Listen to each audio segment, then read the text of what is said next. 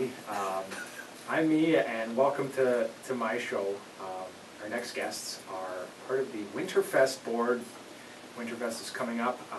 Please introduce Jenna, Hi. who's the communications officer, and Katie, the cosplay coordinator and events officer for Winterfest.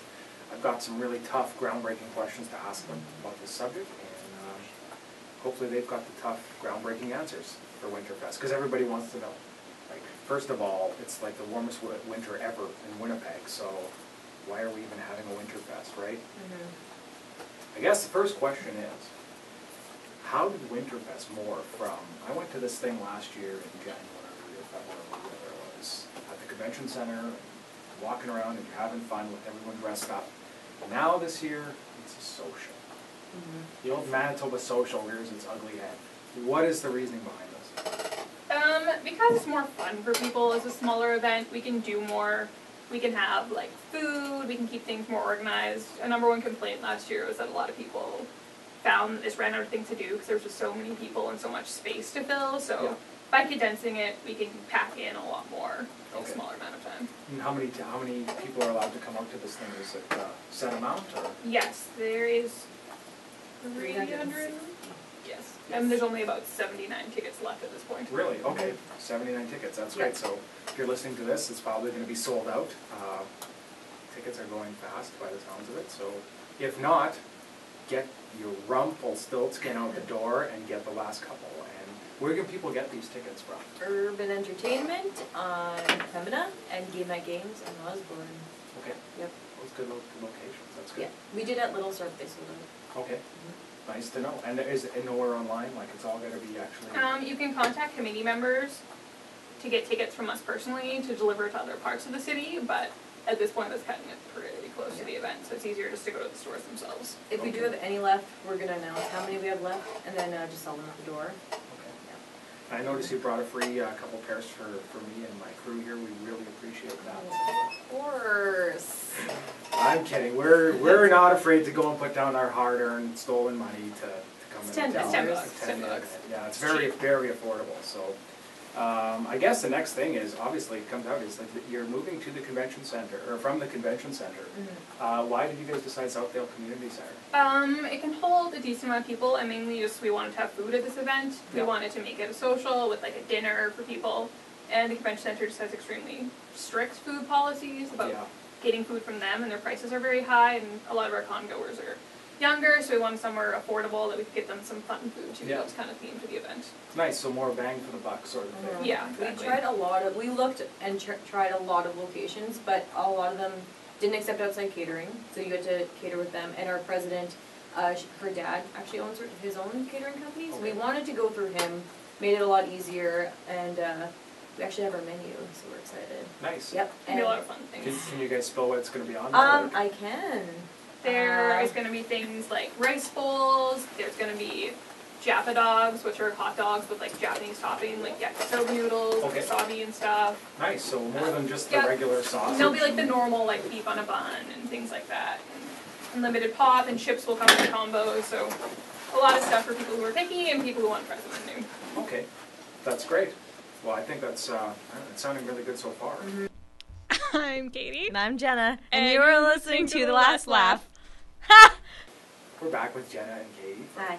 Winterfest, and so you know what? I want you to tell everyone that's listening, if they're thinking about coming out to Winterfest, maybe they're right on the fence about this and dragging their heels on getting those last couple of tickets.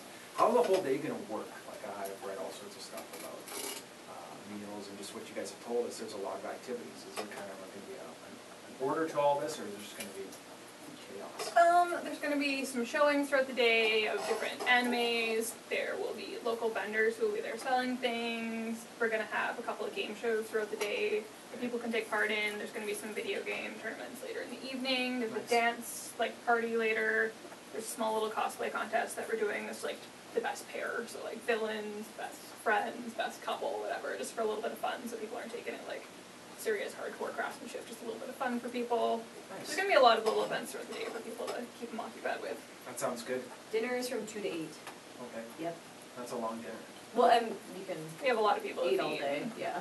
That's good though, you'll keep things moving around, Yeah. keep the lines going.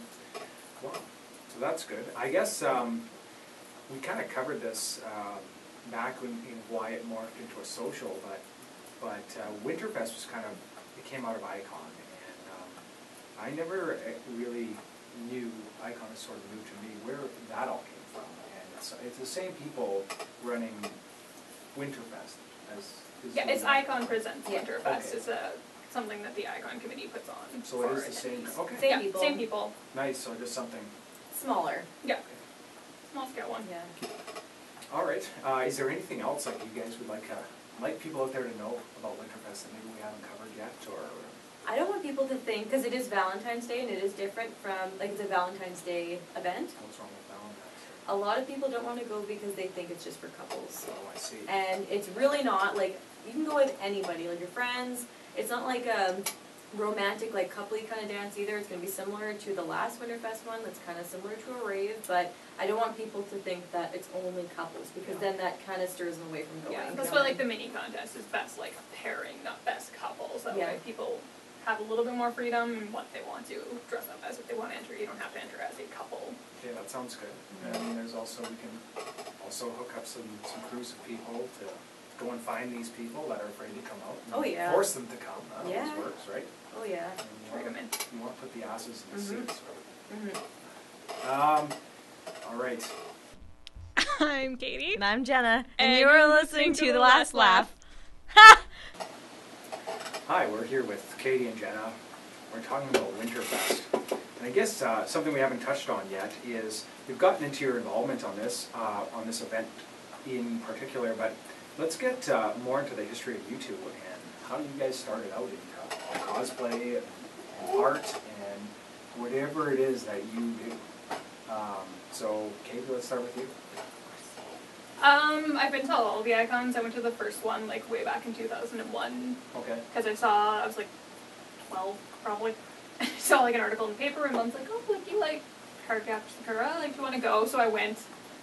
I only went for the Cardcaptor movie, and I remember being horrified by a whole family of people just like Sailor Moon sitting behind me, including like the fat bearded dad. So that was my first encounter with cosplay. But then I went like subsequent years after that and saw like normal non-bearded men in sailor outfits dressed up, and I was like, this seems kind of cool. And then I just got like more and more into it, and then finally started doing my own work. And What was your first costume you did?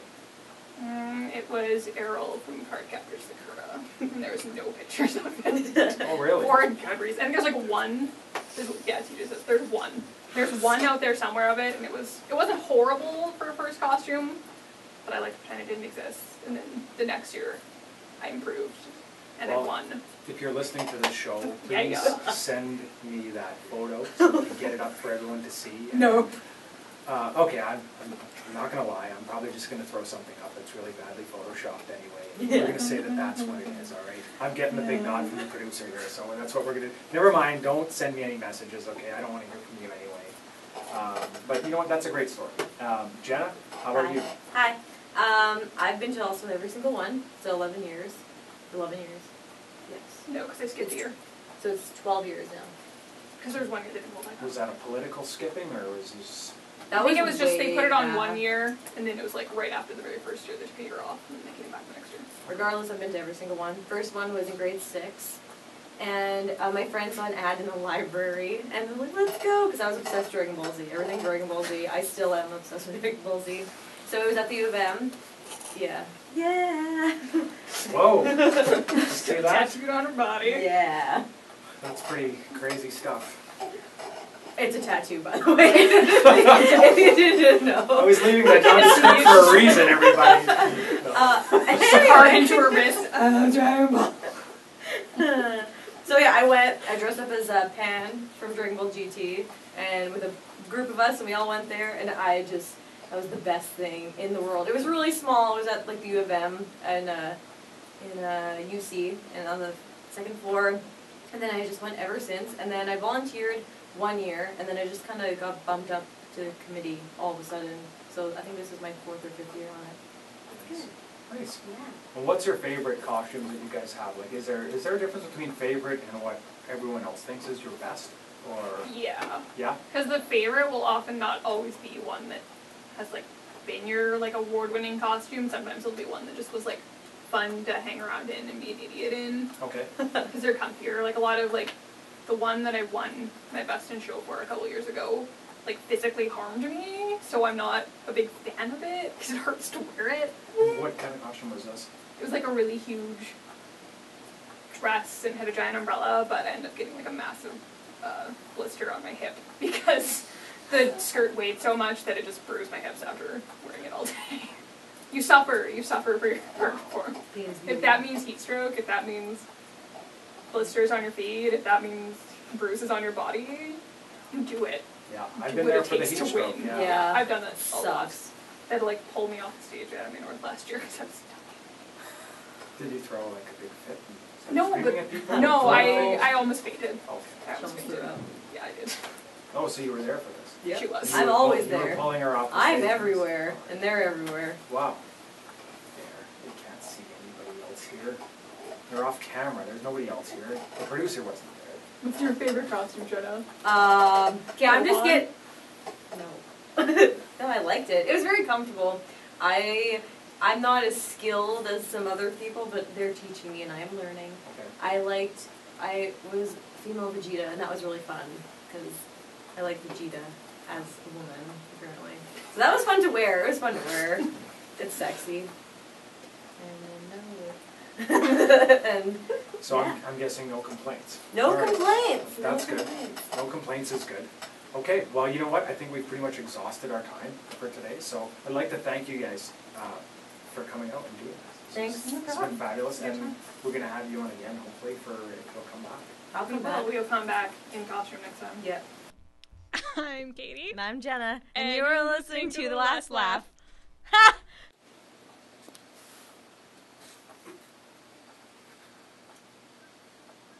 Oh, yeah. Hi, we're back, and we're with Matthew, and he's running an event. He's putting it on, and it's going to be called the Manitoba Comic Exchange. Now, Matthew, hi. Good Hello, to have you on the how show. are you? I usually don't say. But anyway, for this event, this is the first time for this event. I've never had a chance to go to a comic exchange before. Okay. Well, yeah, no, it's the first time. We've basically put a lot of thought into it, and we wanted to get together and have a good old-fashioned comic book show. Okay. So that's, who's this? These are the people that all put the idea together? Like, where did it come from? It's all local stores coming together. I was actually sitting in a store one day, and we started talking about old times, old comic book shows, and how we missed that atmosphere, that selling books, and it was a more intimate audience. Everyone was kind of close together, and said, oh, let's do it like old times. And we got many local stores involved. So that's where the idea came from. Nice. So a lot of the local comic shops will be out there, and everyone will Quite kind a few, yeah. So is this going to be just comics, or is it going to be... Well, everything? we're focusing on comics. The idea is to get people back involved in the trade and the love of books and reading books and the artwork. Yeah. But yeah, no, we're gonna have everything from we're gonna have people dressed up there, some photography, people selling action figures, toys, all sorts of collectibles. So there should basically be something right for everyone. Absolutely everyone. Okay. Speaking of right for everyone, I noticed on the posters, free admission. Is this true? Yep. Yeah, we figured out what's the best way to get people out, and free admission. Come out and yeah. Nice. So free admission, where do they walk into? Like, is it just any place in the city, or do you guys have this set up at a certain location in town? Well, it's at Thirsty's Flea Market. Oh, okay. On Ellis, and yeah, we worked with Richard, the owner of the flea market there, and he was able to work it out that we could do it for a cheap cost. So dealers could come, set up their tables, and everyone can have a good time. And like we said, no admission. Okay, So- great. So to put on an event like this, obviously there's got to be something that gets you off the couch to say, like, I need to do this. Or was there something that kind of like like your history in comics. Where did this all begin, and that led you to the Manitoba Comic Exchange? Like, could you please tell us for a minute? Well, I've since I was a young kid, I've loved classic comic books, Jack Kirby art and other Marvel and DC artwork, and I've always been a fan of books, and over the past couple of years, I've started to buy, sell, and trade a little more. So we started M&E Comic Services.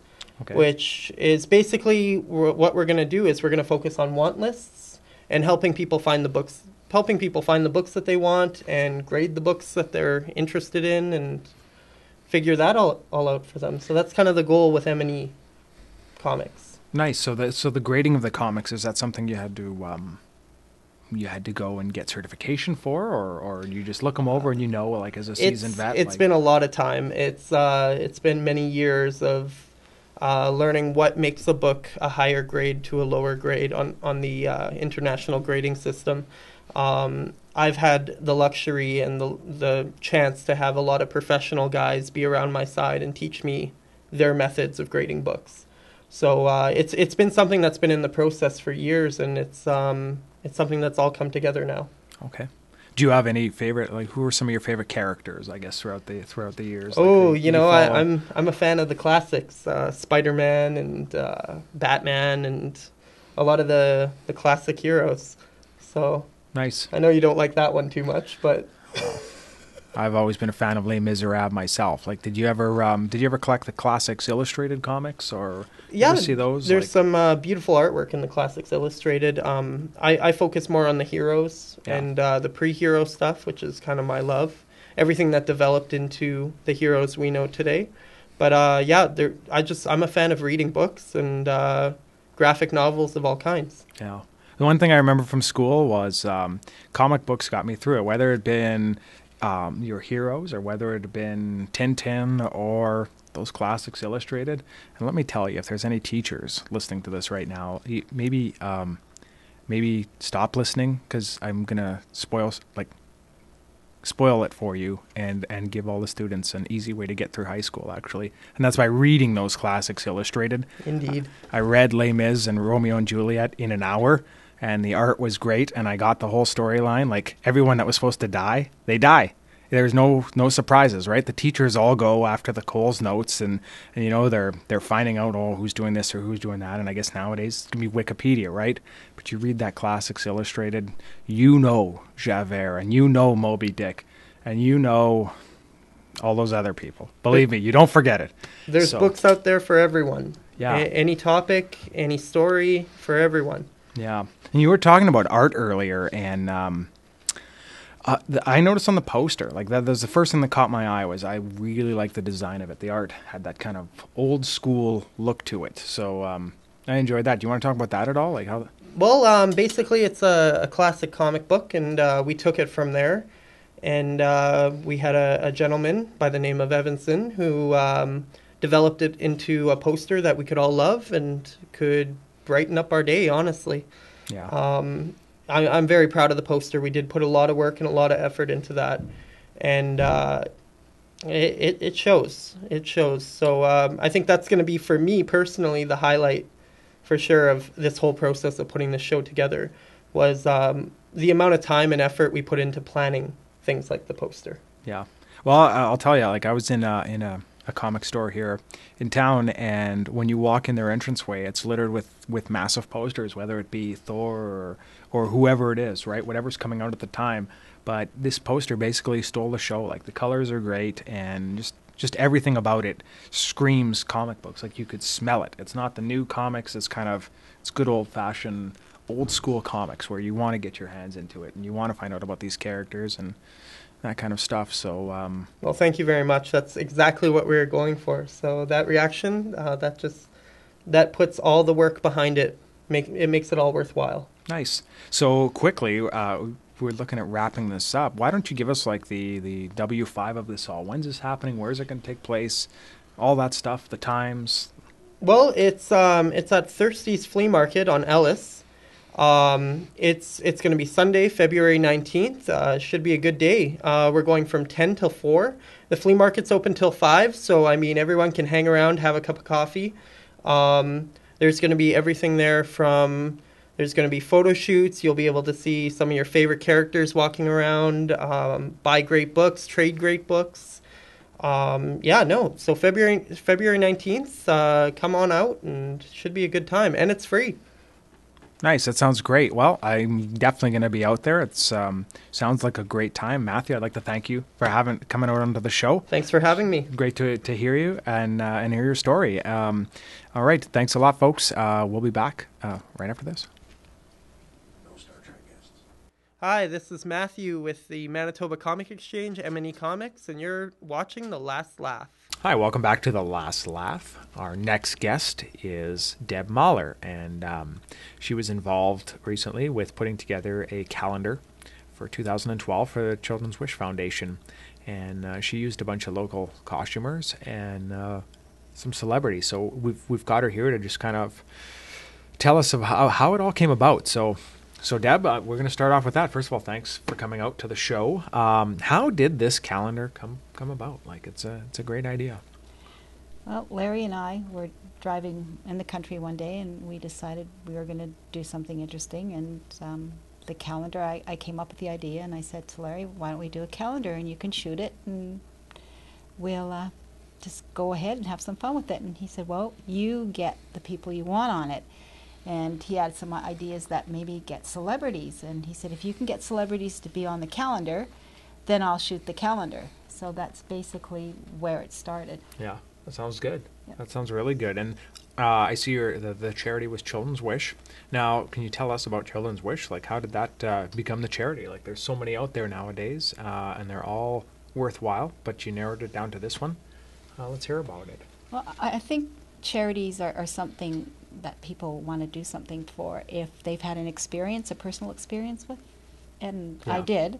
I had a sick child, and it was a hard time for me, so I decided I wanted to give something back to the Children's Wish because they were there for us when my son was ill. And this was something I was thinking about for a long time on what to do. And the idea just came that day in the car, and here it is, the calendar. Nice. We were also talking just before we got on the air about, you're also mentioning to me that a lot of times the children aren't asking for wishes for themselves. Like, could you elaborate on that? Because I think that's something everyone needed to hear. Like, Yeah, it's interesting. Most people think that the child's last wish would be like, oh, I want to meet somebody, or I want to go somewhere, I want to do something. But a lot of these children, they actually make wishes for their families and their friends. I had talked to one lady actually this past weekend, and there was a little girl that would come into her store. She worked at the Friendly Bears, and she wanted to get a new crib and a fabulous new room for her little sister. Yeah. And that was her wish. And there's many times I hear, children that want to do something for their mom or their dad or their aunt or their uncle, or send their parents on a trip. So, these kids are so sick, yet they're so unselfish. They want to do something for somebody else. So that was really unique. yeah, that's pretty remarkable, actually. And speaking of remarkable, like, you have celebrities. Winnipeg, dyed-in-the-wool celebrities in this calendar. And I don't know how many rocks you had to kick to get these guys to come out and do this, but maybe tell us a little bit of that, like what it was like getting the celebrities together. Well, yeah, it was like kicking rocks, kind of like boulders, but all of them were pretty great. We tried to get celebrities that represented each part of Winnipeg, like music, entertainment, comedy, the media, and we went out and we just asked them in an email. We started out, and then we met them personally, and a lot of the celebrities were really happy to be on board. Harlequin was the first that said yes, they would mind doing it, and Big Daddy Taz had contacted us. He actually had heard about the calendar, and he wanted to be on it. Yeah. And we have John Youngberg and the mayor, and Sylvia and Janet Stewart. We actually had asked Burton Cummings to be on it, and we went through his agent. Next time, if we ever do anything like this, I think we'll contact him directly, because I think he would probably want to do something unique like this too. Yeah. So. I remember, actually, I was involved in the shoot at the mayor's office, and on the mayor's desk there actually happened to be Jets tickets, and for those of you watching, that like we had a professional hockey team here in the city until the mid '90s, and they got taken out and brought down to Phoenix. And just this year, they came back up here, and the city was kind of gripped in Jets fever. And to see those tickets, I remember that being kind of, never mind being me in the mayor's office being that exciting. Seeing those tickets was pretty cool as well. So I was just kind of a aside there, but I mean, still neat. Did you happen to actually maybe ask the Jets about that? Like, What was funny about that, it's funny that you brought that up. What happened was we were doing the picture and we were going to put it on the calendar, and we had to get permission from each celebrity what the picture was going to look like before we actually put it on the calendar. And we saw those tickets and we thought, we know the Jets and their logo, you have to get permission. So I ended up calling the mayor's office, and he wasn't quite sure. So we ended up calling the Jets, and actually Mark Chipman, he had contacted the Children's Wish that day. And it was just an odd happening because Lisa from the Children's Wish had contacted him and told him about the Jets tickets on the mayor's office desk, and he said, wow, great, go ahead, use them. Like, we're really happy that you want to do that. So it worked out that way. nice. So so there a possibility maybe to go into a calendar next year, if there is a calendar next year? Like, what are the chances of that? Like, I think there's a good possibility. A lot of people like this one, and it's fun, and I can't see why not. There wouldn't be another one. Hi, I'm Deborah Mahler, and you're watching The Last Laugh. hi, we're back at the last laugh, and we hope that break was long enough for you to go to the washroom or do whatever you had to do. And if you didn't, I don't care. We're back. I've got a lot of questions to ask in just a little bit of time, so you're going to just have to shut up and listen. So we've gotten into the calendar here now. We've talked about the celebrities and how everything came about. The other part of it was the costumers. You needed to match up. You needed to match up costumers for every month. How did that all come about, and how did you guys plan that? Like, was it just throwing names in a hat and simple as that, or what did you guys do? I guess for good instances yourself. I mean, we had the mayor. Who better to be with the mayor than Batman? Fighting crime, hand in hand with the mayor. You looking on how you can foul things up for them. It was a natural alliance. We tried to get each calendar month beside the celebrity. It was just the way we did it. Like, Cat in the Hat was with Fred Penner. His new play is coming out in the next couple. Actually, it's out now. And that's called Cat in the Hat too, right? That's right. And we thought symmetry. it was very topical. And we also had RoboCop fighting in the streets of crime behind Kay's auction, and it was just the way we did it. We had the Gold Eyes with the Star Wars playing a game, and we just thought, what characters would work with the people that we have? Shrek with Fiona, and that's basically how it worked out. It was that was the fun part of the calendar. We sat down and tried to decide who was going to be with who. Yeah. We switched around a lot. Like, we had a lot of last minute switches, but we got it, and I think we did good choices for who we got for each month. I noticed as well, like, one of the popular costumes of the year was steampunk style costumes seem to be everywhere. And I noticed there's a month for steampunk as well. Like, how did that happen? Like, is it a bit of people having to come out of their element, or are these? Yeah, I would. That's right, because most of them are doing a character like Marvel or DC, or a movie or a television character, and they had to come right out of their character. Like, we had normally Spider-Man, is dressing up as steampunk, or one of the Star Wars characters. They had to come right out, and I think it was a little difficult, but they had fun, and we had a lot of great costumes to choose from, and we coordinated them all. And we picked Janet Stewart because she's a reporter, and we thought she'd work well with the steampunk theme. And we did it at the Prairie Dog Central, and that was one of the funnest shoots because we had a whole bunch of people out there, and their costumes were awesome, and they photographed wonderfully. Yeah, the train really helped. It was a great image for that month. Actually, great image for all the months. The calendar looks good, if I do say so myself.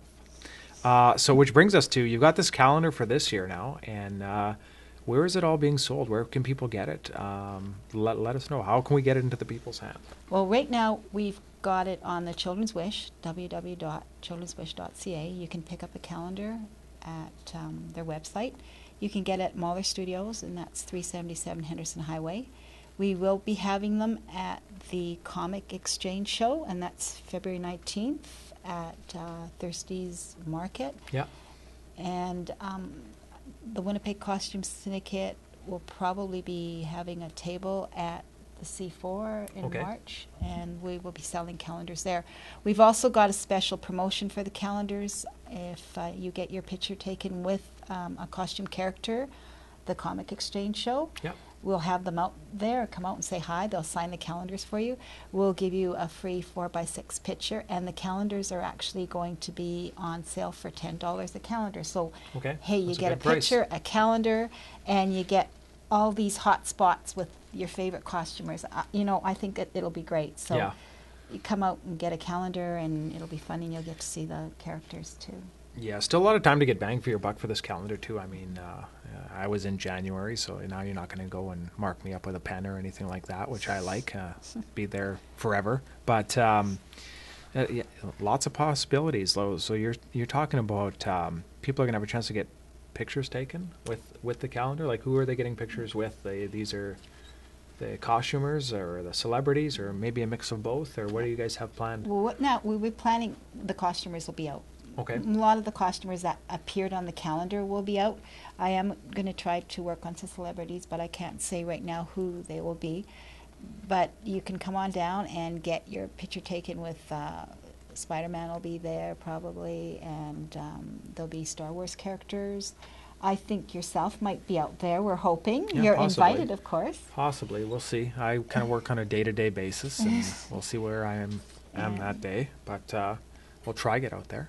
And how about next year? Like, is there going to be a calendar out next year as well, or have you thought that far ahead, or you're still we're still in the mode of trying to crush this one out? So have you given that any thought? I have given a thought about a calendar. If there is going to be one out, we'll have to be starting it fairly soon, and there is a good possibility. We'll just have to wait and see how things go and go from there. All right, so we're going to wrap it up. Deb, I'd like to say thanks a lot for coming out to the show. Well, And, thanks for having me. We'll have you again. If you ever have something you need to talk about or let us know about, send me a line and we'll get you back on here, okay? All right. All right, thank you. So anyway, thanks for tuning into The Last Laugh. We'll see you next time, whenever that is.